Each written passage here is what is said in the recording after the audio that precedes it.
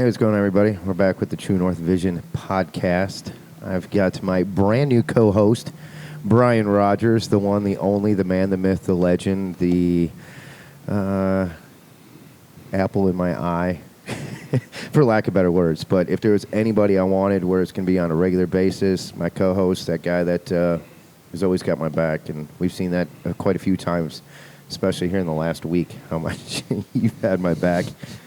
But Brian, introduce yourself to the world, and glad you're here, dude. Thanks, Jimmy.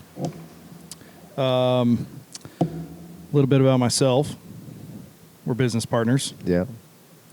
Got a couple of those businesses trying to work out. A few, just a few. After high school, joined the Marine Corps. It's anti-tank assault guided missileman, tow gunner. Did one tour, 2007, 2008 to Iraq, and came back, did a little law enforcement work. And you're going to be my color guy? Is that how it works? You got to take out the pause, brother. SWAT guy, sniper guy. So now I'm just an entrepreneur. You know the best part? You being sniper, that comes out of you in so many ways, dude. You're patient. You're calculated. I could tell you take those minutes to gauge the wind and find out who's going to come into your sight picture. And then throw a few rounds down range. Yeah, and it really helps out when I got to watch your back. We know. And with this, it's also a great opportunity to introduce Guy. Guy, we've been, getting to know you over the last couple of weeks or so. You've got a pretty amazing story, which is a great reason why I've got Brian here, who's going to talk about it as well, and everything that you come from. It kind of rose out of the ashes. And if there's any episode I want people to listen to that want to help people, that want to help veterans, that want to help homeless veterans, because you've been in that boat for, 10 years now? Yeah, over 10 years. Yeah. That's crazy. So, Guy, let's introduce you to the world. We're going to have people share this everywhere so homeless veterans know that there is help out there and there is a chance to be a better version of yourself. And right now we're seeing that in you guys. So talk to us, man. My name is Baird, and I went in the military in 1976. Back in the day. It's probably before most of you guys were born in this room. I got out in 1980. I was trained as a combat medic. Vietnam ended in 75, so I was just right past the Vietnam era. And my first tour of duty, I went to Korea, so most of the cats over there were out of Nam. They were sending them to Korea because it was kind of a party place. Actually, Korea was pretty laid back in the day. And I did a year over there. I married a Korean girl, actually, and I came back to the States. And then I did one more tour in Korea before I did 4 years active duty. So I got 2 years boots on the ground in Korea. Some really small camps, some 60 guys. 100-guy camps, way out in the boonies, rice paddy, mountain areas, and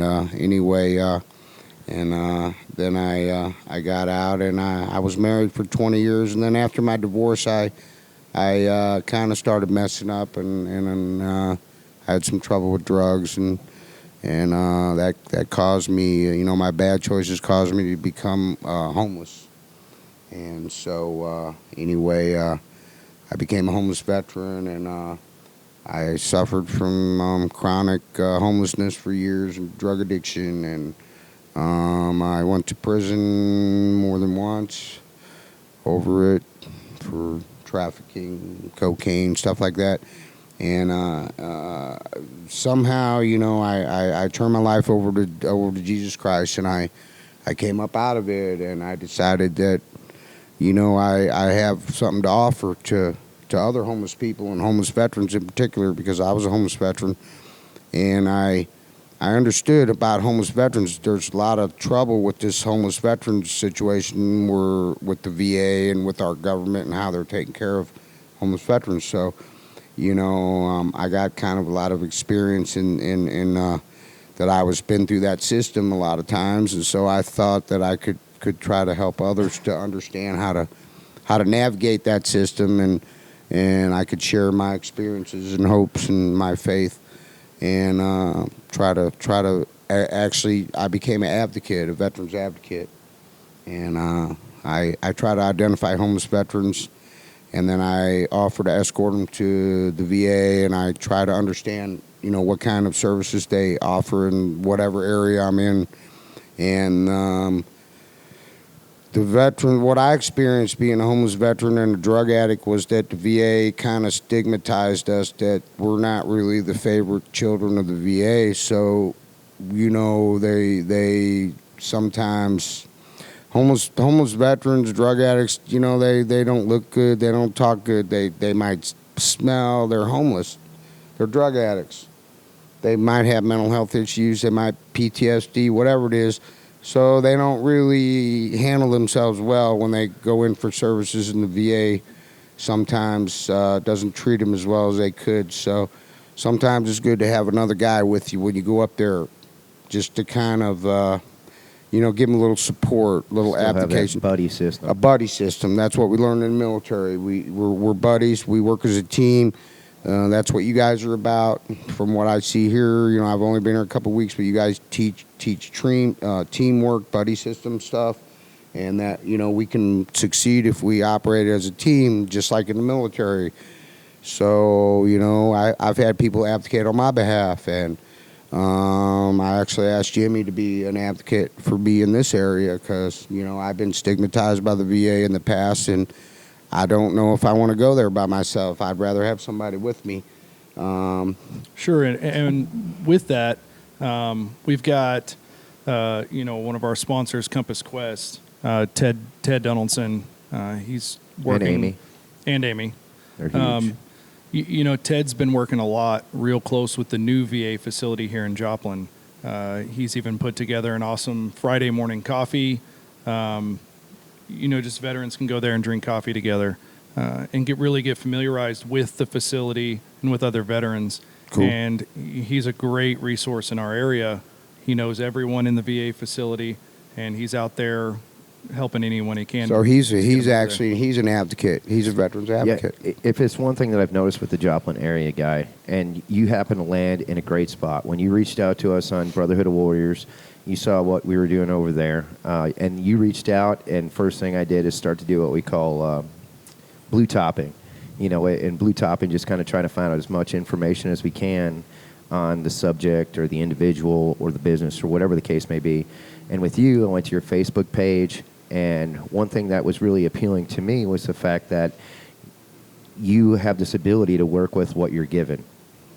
Not only that, you take what you're given, and you also want to share that with everybody else. You've got yourself that cool army-colored OD green school bus that you turned into a house, and I've had an opportunity to get into it, and for you realize that, and I saw right away that you identified your skill set. You're very good at woodworking. You're good at your welding and all that stuff. And out here with Brotherhood of Warriors, True North, everything we have with our team and all the veterans we have, I said, come on out, man.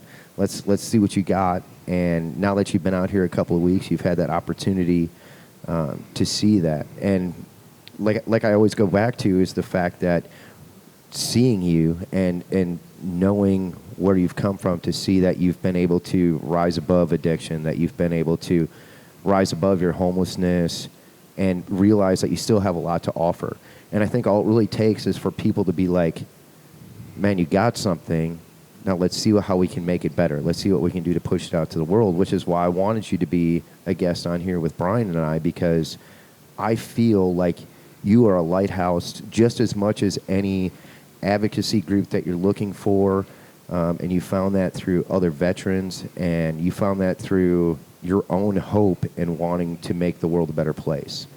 And knowing that, I want to be able to push that out to the world that says, hey, Guy, even in his situation, can make a real impact. And part of that and part of what we do is making you realize that, because we all have those days where it's difficult.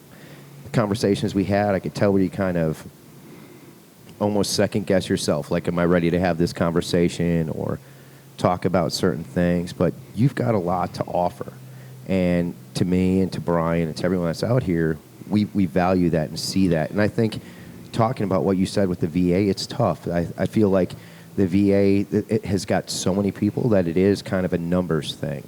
So us as veterans, we have to take care of ourselves. We have to reach out and start different organizations and groups and reach out to companies and individuals and say, Exactly, because the VA, on one hand, I'm not here to, or I don't want to bash the VA or say this. I know they got a tough mission that they're working in, and it's a big thing to have that much power and that much. They're trying to take care of veterans, and veterans are complicated. We're not simple people. well, I know Brian's got that talk. I know you wanted to talk about veterans and addiction and all that stuff. What do we do, man? What do we do? Yeah, well, on the VA side, the VA's got a bad rap in the past, and with our current government administration, seems like things are getting a lot better. They're fixing a lot of the problems. I've had nothing but luck. My first visit to the VA was in 2008 when I got back from overseas. After that, I've had nothing but good things from the VA. And, I went in, the first thing they check on is your mental health, even for the regular doctor's appointment. I ended up in the mental health side of the house, and I did a run of counseling for a year after I got back from overseas. And that's really where I realized that I think a lot of veterans have pride issues. They don't want to admit or think that they need help so much. And I'll tell you, counseling it's a harmless thing. Nothing's happening to you. You're talking to someone, but they know how the brain works better than we do. Yeah. And they really do help a lot. So I'm definitely a big advocate of attending counseling for any type of issues. And it's available everywhere now. The VA has new mobile centers now that are traveling around. So there's a big push getting new services out to the veterans. And I think that they're really turning around some of the problems they've had in the past. On the addiction side, you had an addiction issue, and it seems like there's a common addiction issue among veterans. When I came back from overseas, I really had that. You're on that adrenaline all the time, and when you get back and that runs out, and you're not under that stress all the time and that adrenaline pump, you start looking for whatever you can to Give you that, to get rush. that fix, right? Same was with me when I came back from Korea, and I didn't serve in any war zone or anything, but Korea in the 70s is a little different than it was now. And so a lot of things in the 70s are different than it is right now. So when I came back, I had that same adrenaline feeling that I didn't know what to do with it. And I remember getting out of when I got out, I went through California, and I out processed, and I came home. I couldn't sleep for like 4 days. I was just so revved up. And I made everybody nervous, my family, and they're like, "What's wrong with you?" I said, "I just came back to the world. I don't know how to act. I don't know. I'm trying to have a McDonald's hamburger I ain't had in a year, And it was a different experience that you had to kind of work through, And Sure, and I think a big part of that, what you don't realize at first, is that you just lost family. So when you leave that military family, that impacts you greatly. They were the closest guys I ever knew in my life. Mm-hmm. The guys I was with in Korea for that year, they were my true brothers that I never had in my life. And Brian absolutely nails that. And you recognizing that, and that's one of the biggest things. We have that out. That's why True North and what we have with Brotherhood is so important. We've worked with a lot of veteran programs, and the VA is great. But what we have here, where you felt that welcome again, when you're like, man, you guys are awesome. It's just because we're veterans. I really feel that here, and I want to tell you guys that I came here and I was really impressed about the way you guys were handling this thing, and then you guys threw me down in this little gunning and running show that you do. And Jimmy quarterbacked it. We were in here and we had a meeting, and he kind of quarterbacked the whole thing. And then we did a walkthrough. Next thing you know, things have been moving really fast here, but everybody has been, behind me all the way. Everybody has been very cordial and very my brothers. I feel brotherhood here, And It's not exactly 1978 Korea, but no. And, you guys, I didn't serve in the era that you did, and I didn't go to Iraq and wherever you guys served or whatever that is in the Middle East service, But I'm really I'm proud that you guys accepted me, that you let me come out here and be part of your group, and I feel sometimes that I'm not even worthy. see, and that's never the case for us. We get people. We've trained over 600 people out here in leadership training and all that stuff. And our idea, when we do the leadership training, we do the team building. We're not looking to make 1,000 Brians. We're not looking to make 1,000 Jimmys. It would be nice. Oh my gosh, devastating. What it is we're looking to make 1,000 people that are better versions of themselves. And the fact that you're a veteran, the fact that you signed the dotted line, the fact that now that you're out and are empowering yourself to want to help other people is motivating to us too. We learn just as much from you as you do from us. We gain just as much as that brotherhood from you as you do from us. And that's one thing that we want you to definitely understand, and what we want other veterans to understand and people that come out here, that we want that family. We know as veterans, we've identified it. We thought, we said, this is what changes lives, and there's a great program in Joplin now with the Ozark Center, which is VIP, which is the Veteran Integration Program. And they're another one that is really making those steps. And I think they kind of fear that stigma with veterans of wanting to come into a facility. But those guys that are over there, they're veterans as well, and they understand that. So we work really closely with them with bringing guys out here, us looking to send guys that way. I was blown away when I heard about you guys on some news show or something. I can't even remember. And I'm like, Brotherhood of Veterans in Neosho? Really? Because you guys weren't here a couple years ago when I was here about 3-4 years ago, and I never heard of you guys. I know, a little over 2 years now, and we're just taking it all by storm. I was living in Christian recovery houses, and I was coming up and trying to help other people and finding my true self, my real self, not that drug addiction guy, and I had my thumb on the pulse of homeless people and veterans issues and stuff, and I said, man, Brotherhood of Veterans, really? Brotherhood of Warriors. Brotherhood of Warriors, and I'm sorry, and that's right. You got veterans on your brain. I was looking at it, and I said, man, I sent you a message, and I said, dude, I'm living in a bus here that I created to help veterans. It's called the Homeless Veterans Patriot Bus, and maybe I need somewhere to go and plug in and be more connected with the veteran population, and you said come out and meet us Saturday, we'll talk, and next thing you know, he said pull your bus in, man, you're in. Yeah, absolutely. And there's a reason that you ended up out here, and it's been happening. Veterans keep coming out to us because they hear the word and they come out here and find family real quick. Right. And one of our big deals is we know that family, so we're trying to, through our leadership training, teach companies to have that same bond that we have together in the military work. We have a greater bond than any other group that I really have ever associated with the veterans. And we'll definitely, we're going to hack on that more. And I'll tell you, there's many more organizations, and with the businesses and everything we have, we work closely with another business down in Springfield, Tommy Hawks.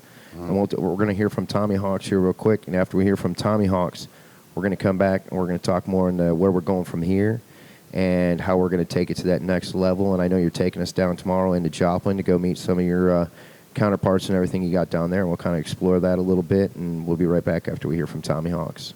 Okay. Tommy Hawk's Axe House, the biggest axe throwing venue in the Midwest, right here in Springfield.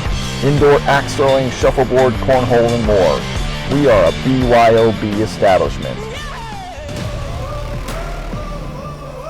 Make your reservation online at www.tommyhawks.net. And we're back with the True North Vision podcast over here after hearing from Tommy Hawks. One thing that's awesome is Tommy himself is coming back here in the next couple of weeks. That's great news. They're doing awesome things down in Springfield, throwing tomahawks and helping veterans along the way. And We can't thank them enough for everything that they've done for us, and what Tommy's still doing to serve this country is a big deal. You know, that's somebody that's already been there, done that, got the T-shirt, and now he's still doing it while running a business, while having a good wife. You know, they're busy. It's pretty awesome. And we've got our guest Guy out here with us. Guy, the homeless veteran living out of his school bus, his BA school bus, because it is pretty awesome in there. And I wanted to thank you for being out here. And Brian, as always, man, you know, I love your company. I mean, you're about as ugly as they come, but you're doing something Thanks, right. Jimmy. You're doing something right, you know? Yeah. Go for it, man. What do you got? Now, do you consider yourself homeless still? Technically, I'm homeless. I mean, you know, I'd just say mobile. the government considers me homeless because of the facilities I got. I got a dry toilet. It's not flushable. You know, it's a different situation. I'm fine with it, but technically, I can claim to be officially, federally considered a homeless veteran. Sure. No permanent place of residency. Right, it's the facility. See, you can have a motor home and you won't be a homeless veteran if you have a working shower and a water toilet. But if you, in my case, my shower is not running right now, but it can work if I want to make it work. But my toilet is a dry toilet, so they right there nixes me out of being considered having a not being homeless. Right, which is good. And one thing I wanted to point out with that is the fact that you taking the resources that you do have and making something out of it. And with Brotherhood of Warriors and what we got, if there's anybody that's out there listening to us right now, have this conversation that wants to help out, that wants to help guys like Guy, that wants to help out Brotherhood of Warriors and True North and other veterans, they can find us right at tneleader.com, because we got a good link to Brotherhood of Warriors stuff on there to be able to help out. I mean, because it's not easy. You know, I know talking to you, you're always looking for backpacks and food and licky chewies that you can hand out to other homeless people, which is a huge thing, which is what we're looking to help out with. And I know tomorrow we're going to go down there and go hang out with some of the homeless at Joplin. I call it lunch on Guy. I'm going to take them down and I'm going to show them the different places where the homeless people go, and they feed them lunch and they have services for them. And there's also some recovery houses and where homeless people go and they try to get off the street and recover from whatever it is they're trying to recover from. And it's an eye opener when you see, you know, the amount of homeless people just in this small little town, Joplin, and all the different resources and the people that are pulling together and trying to make a difference. And it's impressive. It really is impressive. It is a tough world out there, and it is so refreshing to hear other organizations and other people that, you know, lead with their heart and want to help people. And I think the biggest thing is people got to want to help themselves. And I think you're a great example of that. You know, you got to be willing to walk out of your comfort zone. See, where I go, I call myself boots on the ground, and I was associated with the organization called VOP, Veterans on Patrol, and we call ourselves boots on the ground. We don't wait for them to come in and look for us. We go out and seek out and find homeless camps, homeless people, and then we try to identify homeless veterans, and then we act on their behalf, and we offer rides and whatever we can do. And I hand out backpacks like he was talking about, and I put some little bit of food in there, some hygiene, socks is a big thing. Good used socks. Mm-hmm. I can't hand out enough socks.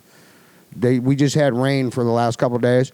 They're all wearing I put trash bags, like leaf-size big trash bags. Mm-hmm. They're wearing them for raincoats. They're walking all around town with my bags that I handed out. You know, and I know people have got stuff in their closet like umbrellas and jackets and stuff like that. It's like, why can't we get, you know, some kind of, you know, organization with that? And I think that's what we're doing with Brotherhood of Warriors, is we want to be able to do that. It's called soft donations, not really hard donations. Hard donations is cash. Soft donations is what you got around the house that you're not using anymore, and it's sitting in your closet for 5 years, and you don't even look at it anymore. And there's people that if you give it to me or us, I can find a good home for it. Yeah, you know, and it's, Brian and I have had hundreds of conversations, whether it be sitting around the fire or, you know, just out here and talking about it. And it might sound almost a little a little harsh, but I know Brian and I both share that same feeling that when we're driving down the road and we see guys are holding up the, veteran signs that said, "Hey, I'm a homeless veteran or whatever, need help." I think you're kind of turning that on its head, and we want to turn that on its head because we know it upsets us. It upsets us that the veterans haven't been being taken care of, and a lot of that is you have to be willing to do that stuff yourself. And standing out there on the corner like that, it upsets me because they can find stuff to do. I firmly believe that. You're a great example of that, and we're an example of that ability to do that, to want to help people, to find them, to lift them up, and do that. And I think other veterans, that veteran policing each other, saying, "Hey, do something." We're the best asset for veterans or other veterans. It's like Alcoholics Anonymous. The best people to help alcoholics or other alcoholics. That's how they learn to overcome through those types of programs. So my idea, my direction is that veterans are the best ones to help veterans. That's why the VA is they're hiring veterans. The last couple of years, they turned to hiring veterans to work in the VA, and I think that's probably making a big difference. The way the VA operates too is because they understand they're veterans and they've been there and they have an understanding of it. And so I'm on my name's Guy Baird.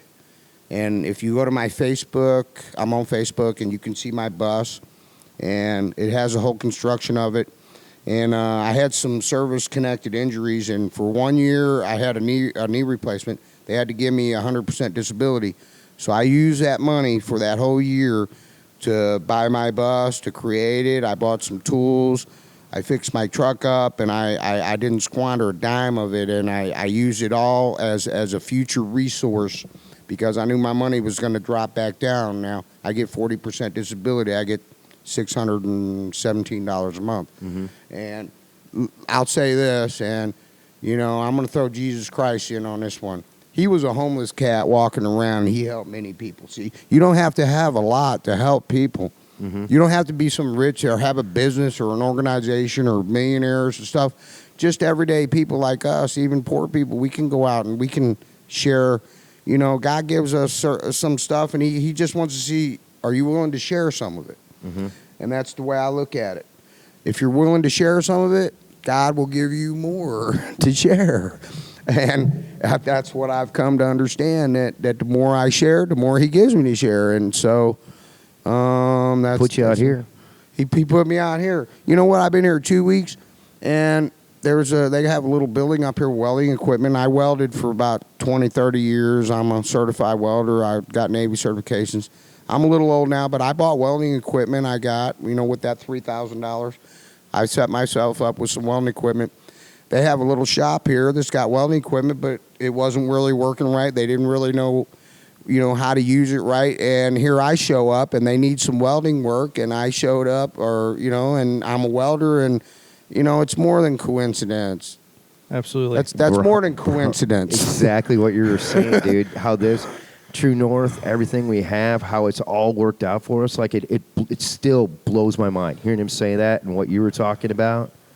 Well, one of the things that you hit on and what you hit on when we see veterans, flying their flag, the homeless veteran, panhandling, mm-hmm. That it bugs us, I think, so much because we're so involved in the veteran community and the help organizations, and we know how much help is out there. And you can't always stop on every corner and go talk to these guys. We know there's so much, and if they're truly a veteran and they need help, there's plenty of help in our area. Oh, yeah. And I think that, that's bugged me for a long time. Mm-hmm. Ever since I met you, we've discussed it. And, go right along with that coincidence, you got Guy here who is now tapped into that whole community. Yeah. So, you'll be able to assist us in helping these guys, getting them going in the right direction, get that aid that they need, all the organizations that are out here to help them. We don't have that ability. Right. But you have their trust already. I'm a middle guy. I'm a middleman, and I'm just trying to coordinate what there is to offer and to try to educate the homeless veterans. But at the same time, I want to educate other people that, you can get involved in this with the veterans. So people just don't understand, what they could do. It's kind of like a partnership with the community, and I'm trying to create partnerships. Yep. And you can do a lot. You don't have to be a veteran to help veterans, or you don't have to be whatever to help homeless people. Anybody can help these people. And if you would just be a little creative and look at what you got in your house that you're not using, and think about T-shirts, socks, stuff that you don't even wear anymore. These guys they're drooling over socks. Hey, Guy, tell us a little bit about what you actually do to help veterans. Well, in this area, actually, this is I got to give the VA their props in this area. The homeless veteran population is almost nil, and they have the VA offers what you call HUD VASH. They got these coupons they get from the government, and they put you into housing, and they pay for the deposits, and they set you all up. And say in my case, I qualify for that. I can go down and get on HUD VASH. I get $620 a month. They would take a third of it. Mm-hmm. So they would take $205, and they would pay the rest of the bills. And it's actually, there's no end to the HUD VASH program. You can stay on there now. What their hope is that you'll, in my case, I'm a disabled veteran, so I might have a hard time going back to working the shipyards and all, but there's other programs for me. But they're hoping that you'll get back up on your feet, go out and find some work, and that this is a way to help you up out of homelessness. And I was in the Fayetteville area before I came here. They don't have any coupons. Mm-hmm. I went there, and they have other things. There's a grant called the SSVF grant. It's the Service Something and Veterans Families, and it's a grant, and it's run by the Catholic Charities, has control of that grant. It's a federal government grant. They'll help you, that's for veterans and their families, and they'll get you up off the street, pay your deposits, hook up all your utilities. They only last for 3 to 6 months. Then the idea from there is that HUD VASH you can transition to HUD VASH, mm-hmm. and they'll pick you up after that. So, people aren't aware of this. It's just it's a matter of a little bit of education. I bet you guys didn't know about the SSVF grants. Nope. Right? And that's an easy grant to get. That's an easy one to get on. I can go get that right now in a snap of a finger. I like living in my bus because it keeps me closer to the pulse of what I'm trying to do. It's a challenge to live in the way I do. Mm-hmm. It's a challenge. It really is. This past winter, I lived in Walmart parking lots. I was helping homeless people. I didn't have no electric. I have a wood-burning stove. I was burning wood and battery lights, living in Walmart parking lots, helping homeless people. And you know what? God provided a way for me to do it. Yep. And it was a challenge, and I wanted to challenge myself, and I wanted to be, I wanted to feel close to the community that I came from, and that's why I created the bus. I'm down a little closer to the group that I'm trying to work with, and they trust, like you said, they trust me. They understand, they believe me, and they see what I'm doing and how I'm living, and they go, you know what, he's one of us. That's awesome. What were you going to say, Brian? I felt like you were coming in with some Brian wisdom. Not wisdom as much. Now, tell me about the backpacks and stuff that you're putting together for these guys. What I do is I try to get people to give me backpacks, or if I see them at garage sales for $1 or 50 cents, I'll buy every one of them. I don't care if I only got $5. I'll buy backpacks up like crazy. Then I call it the twos. I put 2 trash bags, 2 pairs of socks. I put 2 bottled waters. I try to put 2 T-shirts. The girls down there's a lot of homeless girls. And this isn't just for veterans; it's for all homeless people, and a little bit of food and some hygiene. So I'm really getting people they're giving me. I call them soft donations. People give me this stuff, and if you give this stuff to me, I will find a great home for it. And like the last couple of days, we had all this rain. All these guys, the homeless people, they're up under pavilions like at Murphy Park, or I don't know what you call that park. They all got their shoes off and their socks hanging up, and their feet are all swollen up because they've been in wet for days, and it's such a miserable thing to go through. So I've been handing out socks like crazy. Socks is a big is a real big one, you know, and we take it for granted that we can just go to the house and take your socks off, and if your feet get wet, it's no big deal. They can't, bro. They ain't got nowhere to do that. And after about 12 hours of wet feet, you guys know what happens. Oh, yeah. You know, Get all waterlogged. They get all waterlogged. They start blistering. The skin starts coming loose. Now, what are you going to do? It's rains for 3 days, and your feet are wet for 2-3 days. And now you're on foot. You're homeless. If you want to go do whatever you're doing, panhandling, whatever, trying to find a place to sleep, going to shelters, going to the place to eat, you have to walk. Mm-hmm. And they're crippled. Yeah. It cripples a guy up. So I'm trying to, the last couple of days I've been handing out plastic trash bags and socks as much as I can, you know, and then I'll pick a certain homeless person or two that I see has a more special need. You know, I just call them that they're challenged, right? Whatever the problem is, I leave it in one category that they're challenged, but some people are a little more challenged than others. So I kind of take them on as a special assignment, what I call assignment, and I look after them a little bit more than some of the rest. One of them is a girl. I don't want to say her name on the street, but she's might be have, you know, mental health issues, and so she's struggling a little more than others. So I've been kind of looking out for her a little more than you know. So what you need from people is socks, backpacks, clothes, and us out here, you know, we're always looking to find our way to be able to help as many people as we can. That's something that we've always prided ourselves on. That's something that's always been really big to us. And tomorrow, we get to have that opportunity to go hang out with you. And, you know, and that's just a start. I mean, I think what you've seen even out of the last 2 weeks, we put our mind to stuff, and that's what happens. Oh, you guys move quick. You guys you've moved me so quickly in the last 2 weeks. Get used to it, man. I mean, that's the start. I'm like, every time I turn around, they're throwing something else on me, you know, and I'm like, wow, man, I only been here 2 weeks, and they put me in charge of the building with the welding equipment now. That's like my shop. Yeah, resource management is one of our strong suits. And, you know, obviously, we've got the 4 businesses out here. We've got the nonprofit going. We're looking at trying to help as many people as we can. All right. And one of those businesses we have out here is 2 Bravo Laser Design. We do custom tumblers and water bottles and all that stuff. And that's something I guarantee we can also help with. Yeah, absolutely. Thinking about it with some of the ones that we have, bringing them down there, getting them some water bottles. Insulated. Right now, you know, obviously it's hot outside. So, you know, they're stainless steel, which is antibacterial, if you're not aware, naturally. Which is also huge. And, especially for the homeless community that's not going to be able to wash them all the time. So we'll talk about that more after we hear from one of our companies, 2 Bravo Laser Design. We'll be right back.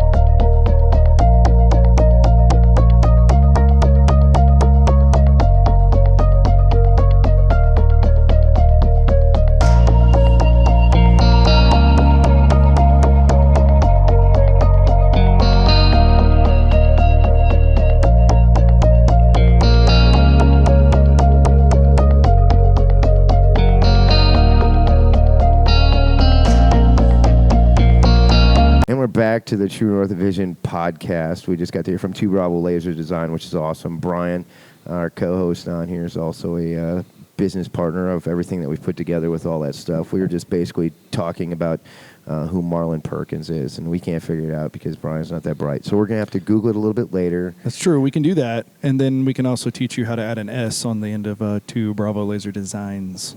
Isn't that what I Just so said? you know. 2 Bravo Laser Designs? No, not once today. 2 Bravo Laser Design? Yeah, you're good at that. We'll just have Zach edit it in there. He'll just throw in this like a random Z at the end of every one. Why not? We got Guy Baird out here with us, who's got his awesome bus of delivered goodness to other homeless people. And we can't praise that enough, how much the world needs people like Guy. And that is a fact.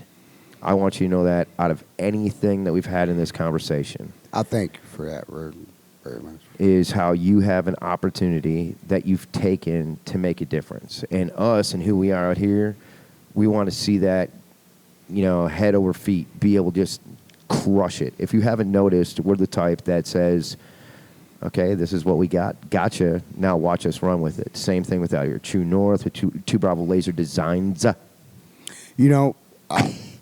Like I was saying before, so many people helped me when I was homeless that I owe this. I'm paying it forward. We all owe, man. We all owe it. I'm paying it forward for all the people that helped me. I think if some of the people that didn't help me at the times that I needed help, I probably might be dead. I've just got to, I was that bad. Dude, I want to tell my story real quick. My story with where you just came from. And it's something that I've been talking a lot about in the leadership classes. So I was a Pittsburgh firefighter in Pittsburgh, right? Pittsburgh, Kansas. And when I was a firefighter there, we had a medical call. It was me and my partner were on the rescue truck, and we get a call for a lady that's having a hard time breathing. And we go out on the call, and we go to help her. We get her all hooked up. Crawford County comes in, takes her away. We're thinking, oh, it's just cool. Call's done. Getting ready to pull back into the station, and I just happened to say to my partner, Zig, I was like, oh, man, I could tell it's going to be a busy day. And he hits me in the arm, and he's like, oh, man, it's not going to be that. You don't say that stuff. Just as soon as I say it, dude, tones drop, another call. We get a call for a person versus vehicles, the way the call originally came in. So we go screaming over there, and then we get the call that that's not the case. It's something different. And we get there, and there's a vehicle that's up against this garage. So I hop out of the rescue truck, and I go running up there, and there's an older guy. There's an older guy that's standing up along the vehicle, and I move him out of the way, and I look in the driver's side, and there's this kid that's sitting in there, and he's blue. I mean, the kid's purple. He's gone. So I move Dad, from what I know, out of the way, and I open up the door, undo this kid's seatbelt, drag him out of the car, and I go right into chest compressions. I know this kid isn't breathing. I know his heart's stopped. So I'm giving him chest compressions. My partner's pulling out the AED machine, which is to do the shocks. Female officer, Miranda, she comes up. She's trying to get the BVM to give him air. And we go through 3 cycles of CPR with this kid. We shock him, all that stuff. And all of a sudden, and Crawford County's not there yet because they had 1 ambulance at the time. So they were up running that lady that had that call to the hospital. And it's just us out there. And we're out there, and this kid's purple, and we're giving him chest compressions, just going through the whole motions. Mom's out there, Dad's out there. The brothers are out there with their friends. Everybody's crying and screaming, and it's happening right out in the public. I've got sweat dripping from my nose, like I know that it's going to be a challenge. And all of a sudden, this kid comes to. He's still unconscious, agitated breathing, but at least we get a pulse back. So we get the pulse back, and just then one of the emergency crew pulls up, and our engine pulls up because the captain that was on at the time, Taylor, he knew something was up when we didn't get called back on the radio. So this kid gets loaded up, goes off to the hospital, and I ride back in the engine, and one of the other firefighters was like, "Did you know that kid?" I said, "No." He's like, "No, I want you to think about it. Do you know that kid?" No. He said, "I want you to think back a couple of months ago when we had that call, the vehicle versus dude on a bike." And thinking back to that call, that was the same kid that was driving the truck that hit this guy on a bike, and this kid's just crying, just kind of losing his mind. And I shake this kid up, and I was like, "Dude, you haven't seen anything yet. You got lucky with this. You got through it. Ain't a big deal. Suck it up." That's just my personality. Like, hey, you're going to see a lot worse in your life. And then fast forward 2 months, and here I am banging on this kid's chest. And long story short, get a visit from him. He ends up surviving. Doctor says, don't know how this kid survived, but he did. A couple months later, they're standing there in the battalion chief's office. He's crying. He's crying. His mom's crying. His dad's crying. And just so thankful. They're just thankful. They're like, we're going to do something with this kid. We gave him a second chance. Right. And when I tell my story, I haven't had anyone banging on my chest in my life, but I've had a lot of people that have given me second chances like that. Amen. And it doesn't take someone banging on your chest to recognize that people are always helping you, that everything you do, you have an opportunity to change someone's life. And for me, that reality check was banging on this kid's chest. And for this kid, it was me banging on his chest. But I guarantee all of us have had that proverbial firefighter standing over us, giving us that second chance, and we need to do something with it. You know, almost every couple of minutes of every day, we're all given an option of what we're going to decide to do. You know, stuff happens all the time, and we can choose to react certain ways, Yeah. or we can choose to react this kind of way or that kind of way, and so we're given a lot of opportunities to try to do the right thing. Yeah. And I teach people this about, you know, I'm a Christian, so I'll come at this from a Christian standpoint. You know, God gives us opportunities to try to. He just wants to see if we're willing to try to do the right thing. Mm-hmm. You know, we're given opportunities all the time, every day. This guy could bump into me and I could get mad, or he could bump into me and I could say, hey man, everything's cool.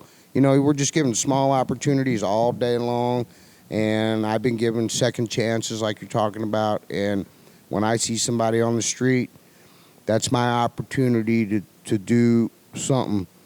I can either drive past the person, or I could stop and say, hey man, I got some water. I hand out water all the time, and I'll tell you what, people on the street, they're so grateful for water.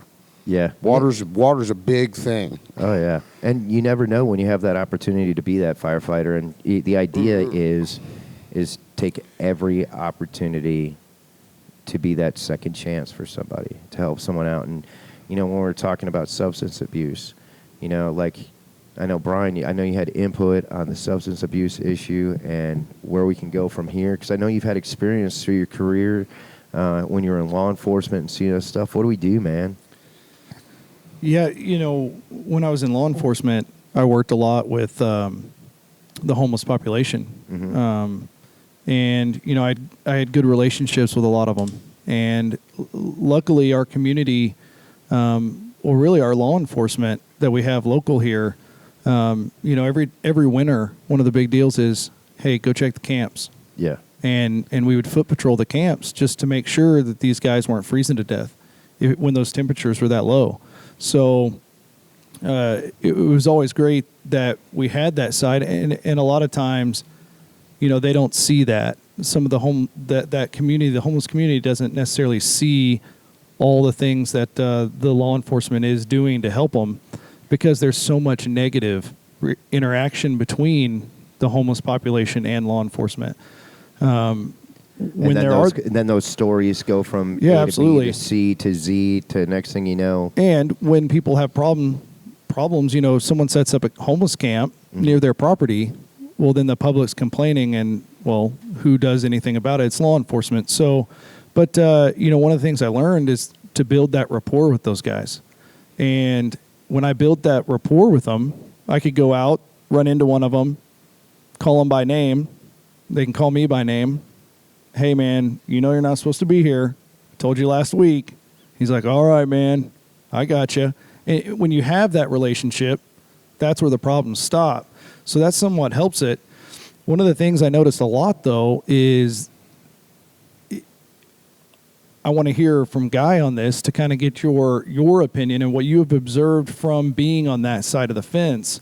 From my side of the fence, I helped a lot of people, and some of them got out of it.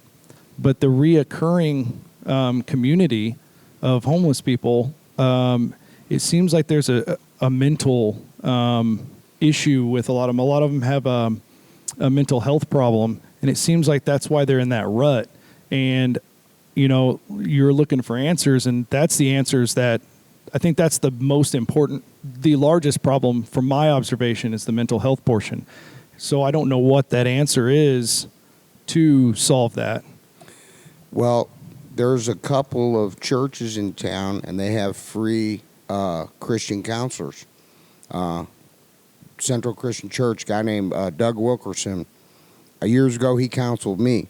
Mm-hmm. And he's still down there every day, and the church hires him, pays him to he's got an office at the church. And you go down there, and all you got to do is knock on a door and say, I want to talk to somebody. I need to talk about stuff, and it's free. There's another church there. It's It's on the corner of Kentucky and 7th Street. And that's right in Joplin. It's right here in Joplin. They do Christian counseling, too. Every Sunday they have a service, and a lot of homeless people go there, and they feed them a big meal. Water Gardens. I want to give a shout-out to Water Gardens, Central Christian Church. Water Gardens is open Monday, Tuesday, Thursday, Friday, all through the day. They can sit in there all day. They can take a shower. They can wash their clothes. They can receive their mail there. A homeless person has nowhere to receive mail. You know, if you're waiting on a food stamp card and you're homeless, where are you going to get it? Yeah. You have to have an address. Sometimes you can't get services if you don't have an address. A lot of these people don't have IDs. But I noticed that, you know, people think homeless people are drunks and drug addicts. That's not the greater case at all. There are mental health issues. So with that, so if I were to be dealing with a subject who's having a mental health issue, what we would do, you know, if it's a suicidal subject, for this example, we can take them in for a 96-hour mental evaluation. So they can be held for up to 96 hours to evaluate them and see what the problem is. So the problem typically is a chemical imbalance in the brain. So if you don't have the right chemicals in your brain, the right amounts, levels for each one, then that's when your mental health starts decreasing. So from your experience, so we could get those people in there. They get on the right meds. They're not suicidal anymore. They get off the meds. And the meds are just regulating chemicals. So they're not putting chemicals in the body. We're controlling how your body controls the chemicals that you already have. Right. So my question to you is, are there any organizations out there that are mentally evaluating them, checking their chemical levels, and then trying to provide medication to fix those issues? That's a different issue. That's a medical issue in like places like Water Garden, or there's a guy named Daryl Long, Lazarus House, or House Inc. They have counselors, but they can't really address that that's more of a medical issue. So sure. So with what you're saying and what I'm saying, that tough part, dude. No, a big part of that with medication is when people have some of those mental issues and stuff, there's that part of the brain that says, I need this, so they'll stop taking their medication. So it's tough to almost realize that they're not going to keep taking that medication because they like getting to that point. They go through cycles with medication is what I've come to understand. After a couple of months, those meds will stop having the same effect they were having, and so they have to go get a different med or a up dose or a change of meds. So with psych meds, they know how they work, but they don't really know how they work at the same time. It's kind of a guessing game, you know, and they know certain meds balance certain issues out, but at the same time, there's going to come a period when that cycle is over and that med's probably not going to work as well. So then you see they kind of go off, you know, and you probably seen mental health people that were fine for a while, and then you run into them and they're like whacking out, you know, and it's like, dude, you were fine for the last 2 months. It's just the cycle's over, and he has to get a different dose or a new kind of med, and they mix and match him, and it's kind of an experimental thing at the same time. They know what they're doing, but they have to try different combinations to try to bring you back into reality again. And so with what you're saying, you know, I say that a large problem is mental health, and you've pretty much agreed that's the greater problem. That is a greater problem. It's not my wheelhouse. I don't understand how that could work. So, you know, the first thought process I have is Water Gardens is a great facility. They do some great things. We need to get a psychologist involved with them. I'm sure they have them already. Yeah. But, you know, at some level, if that's the biggest problem that we have, then it seems like that should be a target, and it could already be. Dude, and I think another thing that I'm excited to get a little more educated tomorrow. Yeah. And I think another thing a facility like that needs, like we had Caleb Scott on here a couple of weeks ago talking about how important dietary stuff is Absolutely. How tough is that from the homeless community because they don't have that good diet, Right. and it gets mixed up. But they're showing more and more every day how Water. just water. When you have chemical imbalances, you're not eating right, you're not drinking right, you're not hydrated right. It affects your chemical balances, and those are exactly some of the causes. And you might not be an alcoholic, but you might be sitting around on a homeless camp and they're passing a bottle around. You take a hit or two off the bottle, that changes your chemical balance. I mean, there's a lot of minuses going on there that cause people to slide out. I agree. And again, talking about one of the great veteran organizations that does help out with that is Compass Quest, and we're going to hear from them for our final commercial. But Guy, I wanted to thank you so much for coming out here. We're going to keep going into this, man. I know this is just a 1 hour podcast, but the more we can get this message out there, the more people can share this, and the more people that can subscribe and like every single podcast availability that's out there, we can listen to it, whether it's iHeartRadio or YouTube or Facebook, whatever. Share this message, spread it out there, so people can hear that there's opportunities. We're here for those opportunities. You like, share, and get the word out. Next thing you know, we're starting a revolution. I talk about it here. Right. We're building a compound. We're building an empire out here to be able to help I'm people. also on Facebook. It's called the Homeless Veterans Patriot Bus. If you want to go there, I got 2 sites. I got Guy Baird. We'll put that link up there. We'll get All right. people directed towards that. But Guy, I wanted to thank you. Brian, I'm so glad I finally found you a home as my co-host, dude, and we're here. Absolutely. And sky's the limit. We're going to hear from Ted and Amy over at Compass Quest and get people going in that I direction, enjoyed too. this. I was nervous when he calls me up and he goes, "You're on 20 minutes." I'm like, "What?" And we made it, man. So What? everybody out there in the True North Vision podcast community, thank you guys for listening, and we'll see you all next time. Amen, brother. Thank you. Thank you.